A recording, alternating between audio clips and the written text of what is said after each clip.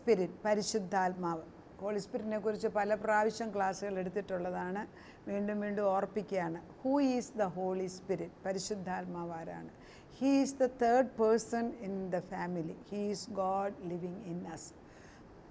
പരിശുദ്ധാത്മാവെന്ന് പറയുന്നത് തൃത്വത്തിൽ ഒരുവനാണ്. Holy spirit പിതാവാം ദൈവം, പുത്രനാം ദൈവം, പരിശുദ്ധാത്മാവാം ദൈവം. അതിൽ മൂന്നാമനായിട്ടുള്ള ദൈവത്തിനെയാണ് ഹോളി സ്പിരിറ്റ് എന്ന്. ഹോളി എന്ന് മീൻസ് വിശുദ്ധം. Holy holy holy thou art holy, be holy as I am holy. പത്രോസിൽ 1:16 പറയുന്നുണ്ട്. അപ്പോൾ ദൈവത്തിന് നമ്മളെ വിശുദ്ധരായിട്ട് സൂക്ഷിക്കണം. എന്താണ് ദൈവത്തിന് നമ്മളെ വിശുദ്ധരായിട്ട് സൂക്ഷിക്കും? Because he is a holy God. അത് നമുക്ക് എക്സ്പ്ലെയിൻ ചെയ്യുന്നത് എങ്ങനെയാണ്? നമ്മുടെ മക്കൾ, നമ്മൾ പൊന്നുപോലെ വളർത്തുന്ന കുഞ്ഞുങ്ങൾ 1 വയസ്സ് അല്ലെ 2 വയസ്സുള്ളൂ, അതിനെ ആരെങ്കിലും കൊണ്ട് ചെളിയിൽ കൊണ്ട് നിർത്തിയാൽ നമുക്ക് പിടിക്കത്തില്ല. നമ്മൾ ഉടനെ അതിനെ എടുത്തുകൊണ്ട് വന്ന് കഴുകി ശുദ്ധീകരിച്ച് വീണ്ടും, പിന്നെ ആ സ്ഥലം പോലും നമ്മൾ ആ സ്ഥലത്ത് കൊണ്ടുപോകില്ല. അതുപോലെ തന്നെയാണ് ദൈവം തമ്പുരാൻ നമ്മളിൽ പരിശുദ്ധാത്മാവിനെ തന്നു കഴിയുമ്പം we become holy and adorable to the living God. അപ്പോൾ ഈ പരിശുദ്ധാത്മാവാകുന്ന ദൈവം എന്നിൽ വസിക്കാൻ, നിങ്ങളിൽ ഓരോരുത്തരിലും വസിക്കാൻ ദൈവം ആഗ്രഹിക്കുന്നുണ്ട്. അതിനാണ് ദൈവം ഭൂമിയിലേക്ക് പുത്രനെ അയച്ചത്. പുത്രനിൽ വിശ്വസിക്കുന്നവനിൽ ദൈവത്തിൻ്റെ ആത്മാവ് വസിക്കുന്നു എന്നാണ് പറയുന്നത്. അപ്പം മിക്കവാറും എല്ലാ കാര്യങ്ങളും ഈ പരിശുദ്ധാത്മാവിനെക്കുറിച്ച് പറയുമ്പോൾ യോഹന്നാൻ്റെ സുവിശേഷം 14, 15, 16 ഈ അധ്യായങ്ങളാണ് പരിശുദ്ധാത്മാവിനെക്കുറിച്ച് ഏറ്റവും കൂടുതൽ എഴുതിയിരിക്കുന്നത്. പരിശുദ്ധാത്മാവിനെക്കുറിച്ച് ക്രിസ്തു പല ഭാഗങ്ങളിൽ പറയുന്നുണ്ടെങ്കിലും ദൈവത്തിൻ്റെ വ്യക്തമായിട്ടുള്ള സന്ദേശം ഇതിനകത്ത് പറയുന്നുണ്ട്. അതുകൂടാതെ പിന്നെ നമ്മൾ കാണുന്നത് പ്രധാനമായിട്ട് അപ്പസ്തോല പ്രവൃത്തി 2-ാം അധ്യായത്തിലാണ്. എന്നാൽ ഉൽപ്പത്തി തൊട്ട് വെളിപ്പാട് വരെ ഹോളി സ്പിരിറ്റിൻ്റെ പ്രസൻസ് ഉണ്ട്. The one good thing about Holy Spirit, പരിശുദ്ധാത്മാവിൻ്റെ ഒരു പ്രത്യേക നേച്ചർ എന്താണെന്ന് ചോദിച്ചാൽ, പരിശുദ്ധാത്മ എപ്പോഴും മുമ്പിൽ വന്നിട്ട് ഞാനാ ഇത് ചെയ്ത് എന്ന് പറയുന്നില്ല. Is very silent, is very docile. അത് പുറകിൽ നിന്നിട്ട് എല്ലാം ചെയ്തിട്ട് ദൈവത്തിന് ക്രിസ്തുവിന് മഹത്വം കൊടുക്കും. ആ ഒരു സ്വഭാവം നമ്മളിലുണ്ടെങ്കിൽ വീട്ടിലൊക്കെ എന്തൊരു സമാധാനമായിരിക്കും. ഏതെങ്കിലും ചെറിയ കാര്യം ചെയ്തിട്ട് ഞാനാ ചെയ്ത് നമുക്കെല്ലാം കേൾക്കാൻ ആഗ്രഹമുണ്ട്. പക്ഷേ ഹോളി സ്പിരിറ്റ് അങ്ങനെയല്ല. ഹോളി സ്പിരിറ്റ് ഏത് ചെയ്താലും യേശുവിനാണ് അതിൻ്റെ മഹത്വം കൊടുക്കുന്നത്, ക്രിസ്തുവിൻ്റെ നാമത്തിൽ. അതാണ് ക്രിസ്തുവിൻ്റെ തന്നെ സ്പിരിറ്റാണ്. അതുകൊണ്ടാണ് അവർ 3 പേരാണെങ്കിലും 3 ആയിട്ട് അവർക്ക് ഏകത്വത്തിൽ പ്രവർത്തിക്കാൻ സാധിക്കുന്നത്. ഒരു ഭവനം അല്ലെ ഒരു വീടുണ്ടാക്കിയതും അതേ സ്ട്രക്ചറിലാണ്. അപ്പന്, അമ്മ, മക്കൾ. അതിൽ ഏതെങ്കിലും ഒരു ഘടകം മാറിയെങ്കിൽ അത് വിഘടിച്ചു പോയി. ഒരു ഭവനം പണിയുന്നതിന് 7 തൂണ് വേണമെങ്കിൽ അതിനകത്ത് ഒരു തൂണില്ലെങ്കിൽ പണിയാനൊക്കത്തില്ല. സ്ത്രീകളിൽ സാമർഥ്യമുള്ളവർ വീട് പണിയുന്നു, 7 തൂണുകൾ വെച്ച് പണി. 7 മീൻസ് പൂർണ്ണതയാണ്. ആ പൂർണ്ണത നശിച്ചാൽ ആ വീടിനകത്ത് ആരും കയറി വരും, അത് ദുഷ്ടൻ്റെ ആലയമായി മാറും. അതുകൊണ്ടാണ് വളരെ നിർബന്ധമായിട്ട് ദൈവത്തിൻ്റെ ആത്മാ പറയുന്നത്. യോഹന്നാൻ്റെ സുവിശേഷം 17:16 ഇങ്ങനെയാണ് വായിക്കുന്നത്: എന്നാൽ ഞാൻ പിതാവിനോട് ചോദിക്കും, അവൻ സത്യത്തിൻ്റെ ആത്മാവെന്ന് മറ്റൊരു കാര്യസ്ഥനെ എന്നേക്കും നിങ്ങളോടുകൂടെ ഇരിക്കേണ്ടതിന് നിങ്ങൾക്ക് തരും. എന്താണ് സത്യത്തിൻ്റെ? ദൈവം പറയുന്നു, പുത്രൻ തമ്പുരാൻ ഞാൻ പിതാവിനോട് ചോദിക്കുമ്പോൾ സത്യത്തിൻ്റെ ആത്മാവ് എന്ന മറ്റൊരു കാര്യസ്ഥൻ എന്ന് പറഞ്ഞാൽ കാര്യങ്ങളെല്ലാം ചെയ്തു തരാൻ ഒരാളുണ്ട്. പലപ്പോഴും ഞാനൊക്കെ പറയും, ഞാൻ തന്നെയാണ് ഇവിടെ പ്രവർത്തിക്കുന്നത്, ഞാൻ തന്നെയാണ് പ്രാർത്ഥിക്കുന്നത്, അത് പറയുമ്പോഴേ തെറ്റാണ് നമ്മൾ പറയുന്നത്. ഞാൻ തന്നെയാണ്. ഇപ്പോൾ പ്രത്യേകിച്ച് ഭർത്താക്കന്മാരില്ലാത്ത സ്ത്രീകൾ എപ്പോഴും ഞാൻ വിധവയാണ്, ഞാൻ തന്നെയാണ്. ഒരിക്കലും അവർ തന്നെയല്ല. ബിക്കോസ് കർത്താവ് പറഞ്ഞു നിങ്ങളെ ഒരിക്കലും തന്നെ വിടത്തില്ലെന്ന്. അത് നമ്മുടെ തലയിൽ കയറുന്നുണ്ട്. വചനം പറയുമ്പോഴൊക്കെ നമ്മളും അതങ്ങ് പറയും. നമ്മുടെ മക്കളെ നമ്മൾ ആശ്രയിക്കുക, അല്ലെ ഭർത്താവിനെ നമ്മൾ ആശ്രയിക്കും, മറ്റുള്ളവരെ. പക്ഷെ കർത്താവ് ഉണ്ടെങ്കിൽ എല്ലാം കൊണ്ടുതരുന്നൊരു ദൈവമുണ്ട്. അത് നമ്മൾ മനസ്സിലാക്കണമെങ്കിൽ കർത്താവിന് വേണ്ടി കാല് വെച്ച് ഒരു കാര്യത്തിന് വേണ്ടി ഇറങ്ങുമ്പോൾ ഒഴുക്കുകയാണ്. പലപ്പോഴും എനിക്ക് പരിചയമുള്ള സ്ത്രീകൾ ഒന്നിച്ച് ഞങ്ങൾ പ്രാർത്ഥനയ്ക്ക് ഒന്നിച്ച് ഊടുകടയ്ക്ക്. അപ്പോൾ നമ്മൾ ഒരു ദിവസം ഡേറ്റ് ചെയ്തിട്ട് 30 വർഷമായിട്ട് ഞങ്ങൾ സൗദി അറേബ്യ വെച്ചിട്ട് തുടങ്ങിയിട്ടുള്ളവരാണ്. നമ്മൾ ഒന്നിച്ച് കൂടുമ്പോൾ നമ്മളൊരു ദിവസം വിചാരിക്കും 6 പേരും എത്ര പേരെന്ന് പോലും നമുക്കറിയത്തില്ല. പക്ഷെ നമ്മൾ ദൈവം പറയുന്നതനുസരിച്ച് അനുസരിക്കും. പക്ഷെ ആ ദിവസമാകുമ്പോൾ എത്ര ക്ലിയറായിട്ട് ദൈവം ഇവിടുന്ന് ആളുകളെ കൊണ്ടുവരും.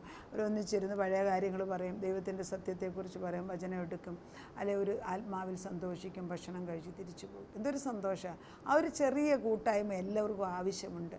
നമ്മൾ ഏത് സഭയിൽപ്പെട്ടതാണെങ്കിലും ഒരു ചെറിയ ഗ്രൂപ്പ് വേണം. നമ്മുടെ മനസ്സിൽ പറയുന്നത് മറ്റുള്ളവർ സ്വീകരിക്കാനും അത് ചോദ്യം ചെയ്യാതെ പ്രാർത്ഥിക്കാനും കഴിവുള്ള ഒരു കൂട്ടമുണ്ടെങ്കിൽ ജീവിതം എത്ര നല്ലതാണ്. പലപ്പോഴും ഓർക്കണേ, ഒറ്റയാനയുടെ ജീവിതം, അതായത് ഒന്നായിട്ട് ജീവിക്കുന്നത് ശരിയല്ല. അത് പലപ്പോഴും ദൈവം പറയുന്നത് പുരുഷൻ ഏകനായിട്ട് നിൽക്കുന്നത് നന്നല്ല, അതിന് തക്കതായ ഒരു തുണയെ കൊടുക്കണം. എന്താ, അവർ ഏകനായിട്ട് നിന്നാൽ ശരിയാകത്തില്ല, പകുതിയായിട്ടുള്ളൂ. അതുപോലെ തന്നെയാണ് ഫെലോഷിപ്പിൽ നമ്മൾ സ്തുതിക്കാൻ ചെല്ലുമ്പോൾ ഒറ്റയായിട്ട് സ്തുതിക്കുന്നതിലും നല്ലതാണ് ഒന്നിച്ച് സ്തുതിക്കുന്നത്. എന്നാൽ നമുക്ക് ആരും ഇല്ലെങ്കിൽ നമ്മൾ തന്നെ പരിശുദ്ധാത്മാവിൽ സ്തുതിച്ച് വളരാനും ദൈവം ആഗ്രഹിക്കുന്നുണ്ട്. അത് മുറിയിൽ അടച്ചിരുന്ന് പ്രാർത്ഥിക്കുന്നു. അതിൻ്റെ സാച്ചുറേഷൻ ആയിരിക്കണം പുറത്തുള്ള പ്രവർത്തനം. അപ്പോൾ ദൈവം പറയുന്നു, ഞാൻ നിങ്ങളുടെ കൂടെ പിതാവിനോട് ഞാൻ ചോദിച്ചു കഴിഞ്ഞു, അവൻ സത്യത്തിൻ്റെ ആത്മാവെന്ന് മറ്റൊരു കാര്യസ്ഥനെ എന്നേക്കും നിങ്ങളോടുകൂടെ ഇരിക്കേണ്ടതിന് നിങ്ങൾക്ക് തരും. അപ്പോൾ അവൻ തരുമെന്ന് പറഞ്ഞു കഴിഞ്ഞു. തന്നില്ലേ? തന്നു. അത് കഴിഞ്ഞിട്ട് പിന്നെ 18 പറയുന്നത്, ഞാൻ നിങ്ങളെ അനാഥരായി വിടുകയില്ല. ഞാൻ ഒരിക്കലും നിങ്ങളെ അനാഥരായിട്ട് വിടുകയില്ല. ഞാൻ നിങ്ങളുടെ അടുക്കൽ വരും. കുറഞ്ഞൊന്ന് കഴിഞ്ഞാൽ ലോകം എന്നെ കാണുകയില്ല, നിങ്ങളോ എന്നെ കാണും. ഞാൻ ജീവിക്കുന്നത് കൊണ്ട് നിങ്ങളും ജീവിക്കും. ദൈവം പറയാണ്, പുത്രൻ പറയാണ്, ഞാൻ പോകാൻ നിങ്ങളെ ഒരിക്കലും അനാഥനായിട്ട് വിടത്തില്ല. അത് എന്നിലുള്ള ആത്മാവ്, ഞാൻ ജീവിച്ചിരിക്കുമ്പോൾ എനിക്ക് എല്ലായിടത്തും വരാനൊക്കത്തില്ല. പക്ഷെ ഞാൻ മരിച്ചു കഴിയുമ്പോൾ എൻ്റെ ആത്മാവ് സർവ്വവ്യാപിയാണ്. നമ്മളീ പറയുന്നത് ദൈവം ഇപ്പോൾ കേട്ടുകൊണ്ടിരിക്കുകയാണ്. ആരുടെയോ ചെവിയിൽ ഇത് വന്ന് തൊട്ടിട്ട് എഫത്ത ചെവി തുറക്കുകയാണ്. ഈ ദൈവം എൻ്റെ മുറിക്കകത്ത് എൻ്റെ കൂടെ ഉണ്ടല്ലോ, എൻ്റെ കൂടെ നിന്ന് എന്നെ പരിപാലിക്കുകയാണ്. നമ്മൾ മക്കൾ ശരിയാകുന്നില്ല, അല്ലെ ഭർത്താവ് ശരിയാകുന്നില്ല, പണം ശരിയില്ല എന്നൊക്കെ വിചാരിച്ച് നമ്മൾ ചിന്തിച്ചിട്ടുണ്ടോ? ഈ വനത്തിലൊക്കെ തന്നെ താമസിക്കുന്ന ഒറ്റ സ്ത്രീയായിട്ട് താമസിക്കുന്നവരെനിക്കറിയാം. എസ്റ്റേറ്റിൽ ഒറ്റയായിട്ട് താമസിക്കുന്നത്, അവരെയൊക്കെ ആരാ പരിപാലിക്കുന്നത്? ദൈവം.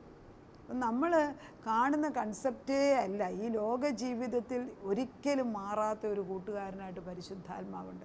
ആ പരിശുദ്ധാത്മാവ് എന്നിലും നിങ്ങളിലും ഉണ്ടെങ്കിൽ നമുക്ക് വലിയൊരു ഉത്ബലം നമുക്ക്. അപ്പം ഹോളി സ്പിരിറ്റിനെ തരുമെന്നും ആ ഹോളി സ്പിരിറ്റ് എൻ്റെ ഉള്ളിലാണ് വസിക്കുന്നതെന്നും എൻ്റെ ശരീരം ദൈവത്തിൻ്റെ ആലയമാണെന്ന് നമ്മൾ ആദ്യം മനസ്സിലാക്കും. When you become a Christian, the holy Spirit actually lives inside you and he will never leave you. അതാണിപ്പോൾ പറഞ്ഞതിൻ്റെ അർത്ഥം. ഒരു വിശ്വാസിയായി തരുമ്പം പരിശുദ്ധാത്മ നമ്മുടെ ഉള്ളിൽ വരുന്നു. ഈ പരിശുദ്ധാത്മ നമ്മളെ ഇട്ടേച്ച് എങ്ങും ഒരിക്കലും പോകത്തില്ല. മരിക്കുന്ന സമയത്ത് നമ്മുടെ ആത്മാവ് തിരിച്ച് ദൈവത്തോട് ചേരും. Because we are actually in the power of the holy spirit. വിശുദ്ധിയിലാണ് ജീവിക്കുന്നത്. നമ്മൾ പരിശുദ്ധാത്മാവ് വന്നേച്ച് അശുദ്ധമായിട്ട് ജീവിക്കാമെന്ന് വിചാരിച്ചാൽ സാധിക്കത്തില്ല. ബിക്കോസ് നമുക്ക് ആ ഒരു കുറ്റബോധം വന്നിട്ട് നമ്മൾ എങ്ങനെയെങ്കിലും അത് റിപ്പൻറ്റ് ചെയ്ത് മാറ്റുന്നിടം വരെ നമ്മളിങ്ങനെ ഹോണ്ട് ചെയ്തുകൊണ്ടിരിക്കും. അതാണ് ദൈവത്തിൻ്റെ ആത്മാവുള്ളവർ. അല്ലാത്തവർക്ക് ഇതിനെക്കുറിച്ച് ഒരു ചിന്തയില്ല. അത് ബുദ്ധിയില്ലാത്തവരെ, ബുദ്ധിയില്ലാത്ത കഴുതയെന്ന് നമ്മൾ പറയും. ഒരു ബുദ്ധിയില്ലാത്തവർ, അതല്ല ദൈവം ഉദ്ദേശിക്കുന്നത്. And the holy Spirit is a counsellor, is a manager, is an advocate, is a comforter. ദൈവം നമ്മളൊരു ഉപദേശം തരുന്ന ആളാണ്, നമ്മളെ സഹായിക്കുന്ന ആളാണ്, ഒരു മാനേജറാണ്, നമുക്കൊരു വക്കീലാണ്, നമ്മളെ എന്നും ആശ്വസിപ്പിക്കുന്നതാണ്.